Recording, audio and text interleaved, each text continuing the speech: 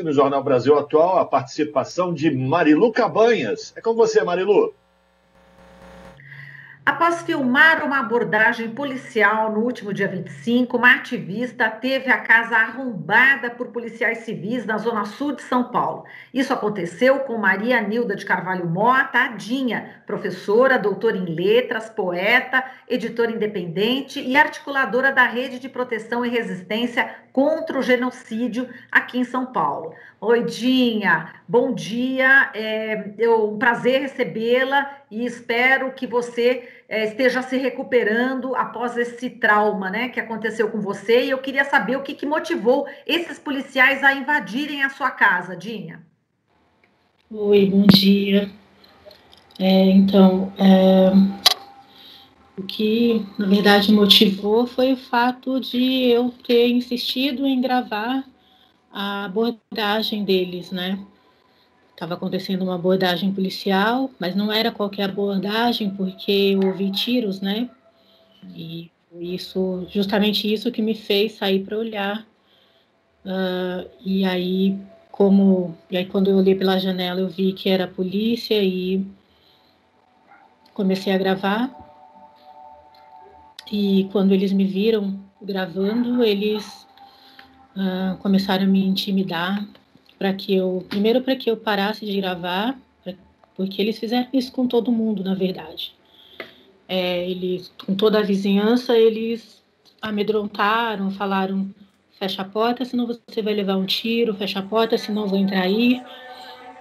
E aí, só que não funcionou comigo, né? Porque eu não esperava, na prática, que eles fossem ter a coragem de entrar na minha casa que estava trancada. E também porque minha função é essa, né? Minha função como membro de uma rede de proteção é justamente usar as ferramentas que eu tenho que servem para proteger a comunidade. E eles estavam abordando um jovem, das características desse jovem? Eu não consegui ver o jovem, o rosto dele, eu não consegui saber. Ainda estou tentando descobrir quem de fato ele era, porque enfim, basicamente, quando eu olhei pela janela, eu vi um grupo de policiais jogando um jovem no chão. O jovem já estava com a mão na cabeça assim, e aí eu só pude ver a roupa, né, que me chamou a atenção o moletom, que ele estava de moletom claro, de capuz, e estava com a mão na cabeça e os policiais estavam jogando ele de cara no chão. E aí foi isso que eu vi. Fora o tumulto, né? Muita polícia, muita gritaria. E aí foi isso. Depois eu soube que muitas outras pessoas já tinham sido abordadas ali daquela forma e tinha um outro jovem sendo abordado um pouco mais acima, na mesma rua. Esse jovem chegou a ser preso, inclusive. Depois ele foi liberado porque ele estava sendo acusado de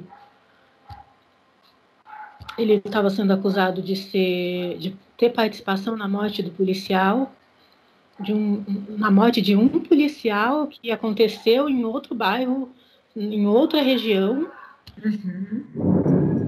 Mas como eles não conseguiram, enfim, não conseguiram provar, porque não fazia o menor sentido.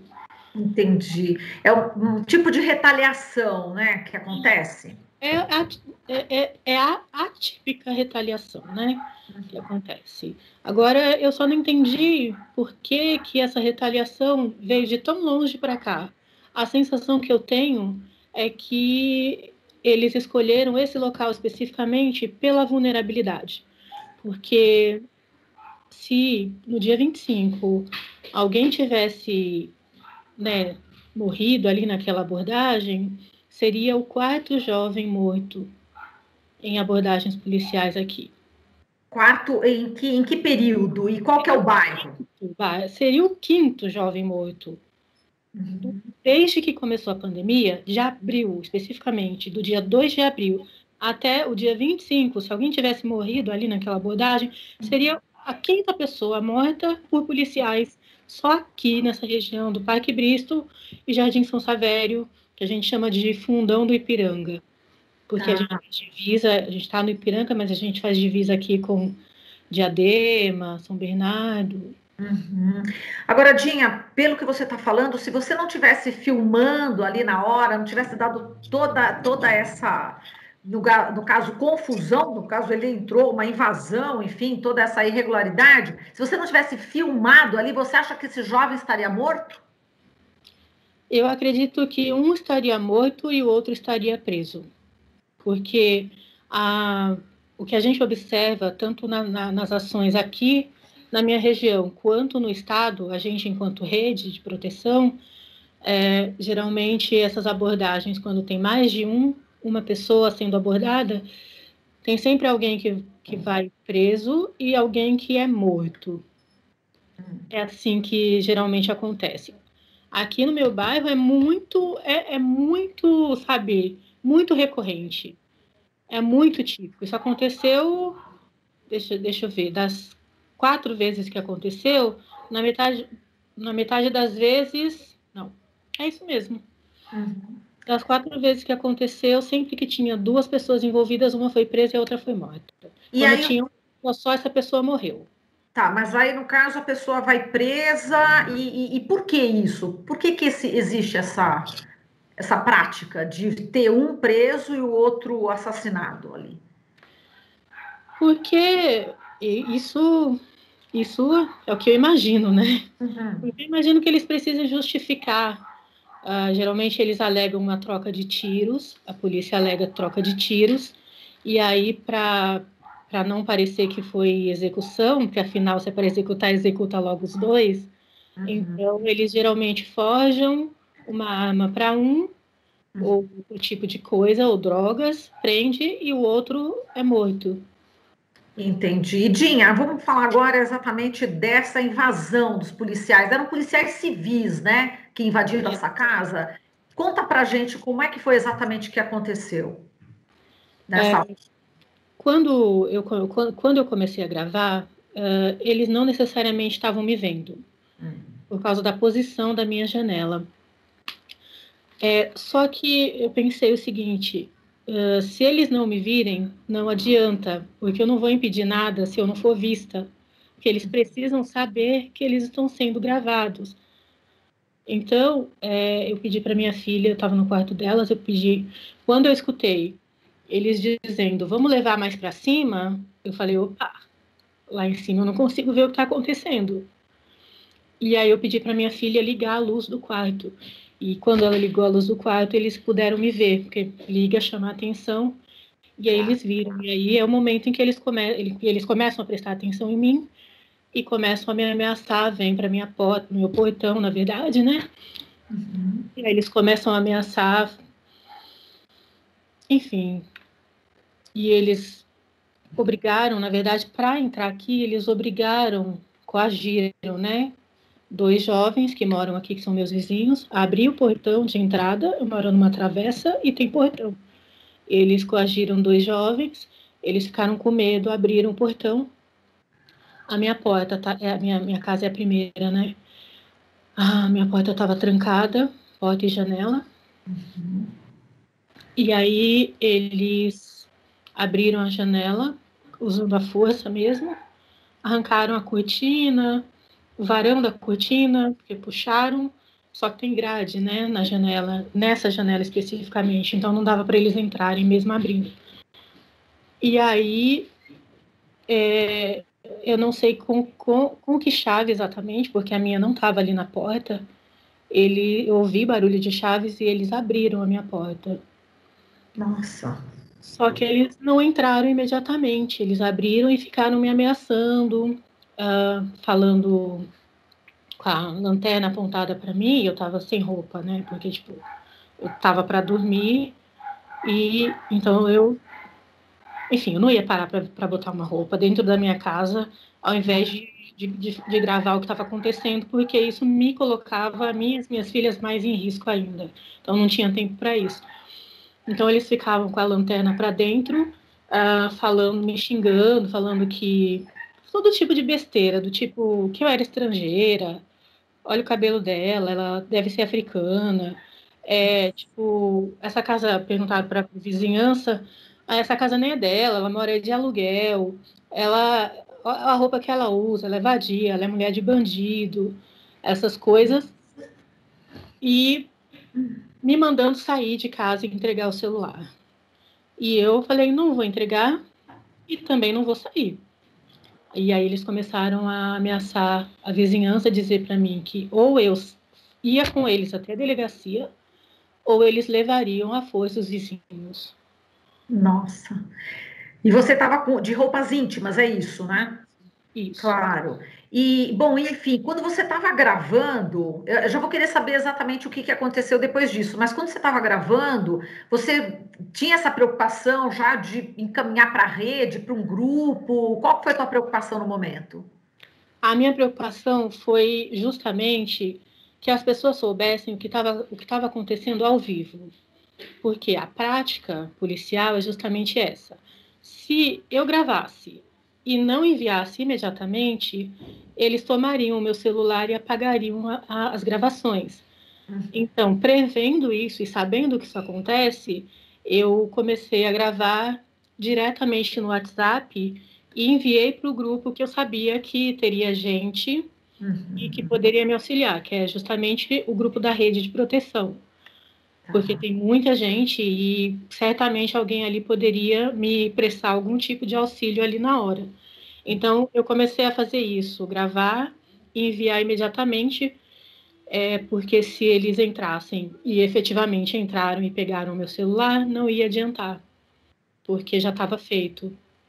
Exato. Bom, então agora você falou, eles entraram realmente, eles pegaram o seu celular, levaram o seu celular, mas o fato é que as mensagens, enfim, toda a gravação já estava com pessoas de confiança dessa rede para poder denunciar, né? Eu imagino o seu medo na hora também, né? Enfim, você tem duas crianças, duas filhas, são três? Qual que é a idade? Uma estava fazendo aniversário no dia, estava completando 8 anos. Belo presente, né, do Estado. Nossa. A outra tem 11 e a terceira, ela completou 13 anos agora, na Tá. quinta-feira passada. Exato. E elas presenciaram isso? Elas estavam em outro local, na casa? A maior parte do tempo elas estavam no quarto, eu pedi para elas não saírem, exceto quando eles entraram de vez e aí começaram a me revistar e revistar a casa, e eu não achei que fosse prudente que elas ficassem sozinhas com eles no quarto. Então eu convoquei todas, falei para elas, para todas virem e ficarem perto de mim, elas vieram e ficaram perto de mim e presenciaram, e a partir daí elas presenciaram toda a conversa com os policiais. Entendi. Agora, o que aconteceu? Qual que foi o desfecho ali na hora, tanto em relação a esse jovem que estava sendo agredido e em relação a você e as suas meninas?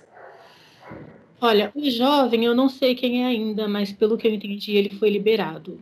Tá. Porque a única pessoa presa nessa operação foi um outro jovem, chamado Richard, de 19 anos. Ele foi a única pessoa presa nessa operação. E aí, então, esse outro jovem, o que eu realmente presenciei, eu não Sabe. sei. Provavelmente ele não aconteceu nada, até porque não havia motivo para a abordagem. Então, Claro.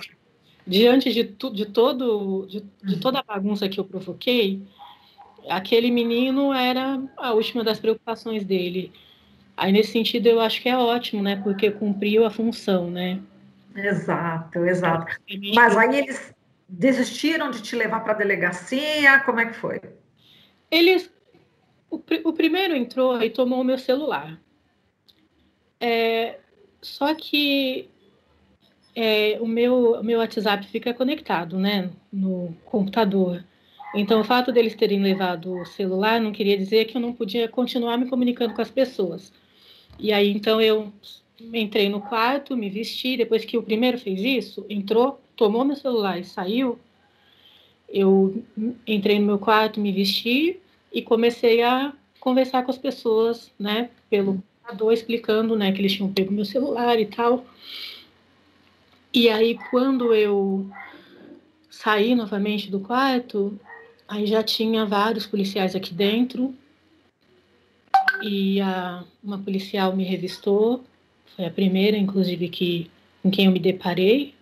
Ela me revistou, não encontrou nada, obviamente, e aí outros 2 vieram. Não, aí eu desci, olhei, tinha um tirando foto da casa, eu subi de novo, fiquei perto aqui da entrada do meu quarto, aí vieram 2 policiais mais velhos e começaram a conversar comigo com educação, que era algo que não tinha acontecido até aquele momento. Entendi. Só que a conversa deles com educação era muito no sentido de dizer que eles não estavam fazendo nenhuma ação ilegal, que como um policial tinha sido morto, eles estavam, né, enfim, fazendo uma operação que era legítima, disseram que um suspeito correu para esse lado, então por isso eles podiam entrar sim. Isso tudo com muita educação. Tá. E eu falei, olha, eu sinto muito, mas vocês não têm o direito de entrar na minha casa, não têm o direito de pegar meu celular, eu tenho o direito de gravar e eu não posso ser punida por isso. E, enfim, aí foi isso, eles ficaram dando justificativas que não cabiam. E eu falei, por favor, saiam da minha casa porque vocês entraram sem autorização. E aí, depois de insistir bastante para que eles saíram. Eles saíram. Perfeito. Bom, é que no seu caso, né, não é um bairro de elite, né? Jamais eles fariam isso, né, num bairro de elite, né, em São Paulo. De jeito nenhum.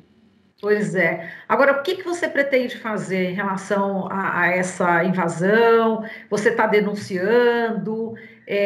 Vai seguir adiante em relação a esse abuso, né, dessa autoridade?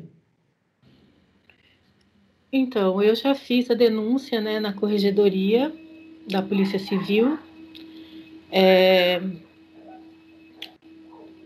Já foi encaminhado para o Ministério Público.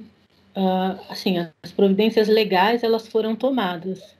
O que eu pretendo fazer agora é reforçar a segurança da casa, porque se eles abriram uma vez, eles podem abrir outra vez, e instalar câmeras de segurança, porque a intenção é que não necessariamente dependa do meu celular e de eu me expor para que eles saibam que estão sendo vigiados. Perfeito. E Dinha, eu sei que está tendo até uma campanha, né? Justamente para tentar te ajudar a fazer essa segurança e, enfim, no próprio Facebook da rede, é possível que as pessoas tenham conhecimento de que forma podem ajudar a te ajudar a ter mais segurança na casa? Sim, o Facebook da rede traz isso, tem o link da campanha, dessa campanha especificamente, né, para reforçar a segurança aqui da casa. É interessante que, ao reforçar a segurança da minha casa, se reforça a segurança da própria comunidade, porque eu já sou a cara, que eu já sou o alvo. Então, eu posso me expor e dizer, olha, na minha casa tem câmera e vocês não mexam comigo e não mexam com essas pessoas do entorno, porque vocês estão sendo vistos e eu já fiz a denúncia uma vez e vou fazer sempre que necessário. E tem também uma outra campanha lá que é importante, que é a campanha Fala Quebrada, que é uma campanha de denúncia anônima, onde qualquer pessoa pode, que sofreu abuso policial ou que tenha presenciado, ela pode, de forma anônima ou não, fazer esse relato de caso e dar sequência à denúncia, se for o caso. Perfeito, só para o pessoal saber, é a Rede de Proteção e Resistência contra o Genocídio, tá no Facebook. Agora, Dinha, só para a gente terminar, como é que tá o teu lado aí psicológico, né? Que deve ter abalado bastante.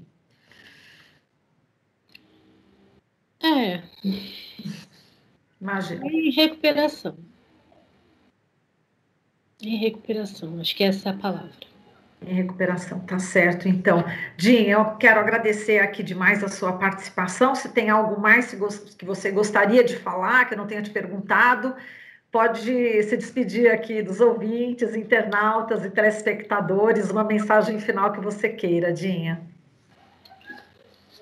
Olha, eu acho que é sempre bom reforçar que a gente não pode exigir a lei quando a gente mesmo não segue, né, a lei, e que a função da polícia, por mais controversa que ela seja, certamente não é de oprimir cidadãos e cidadãs, muito menos de retaliar as ações, os crimes, né, de que foram vítimas.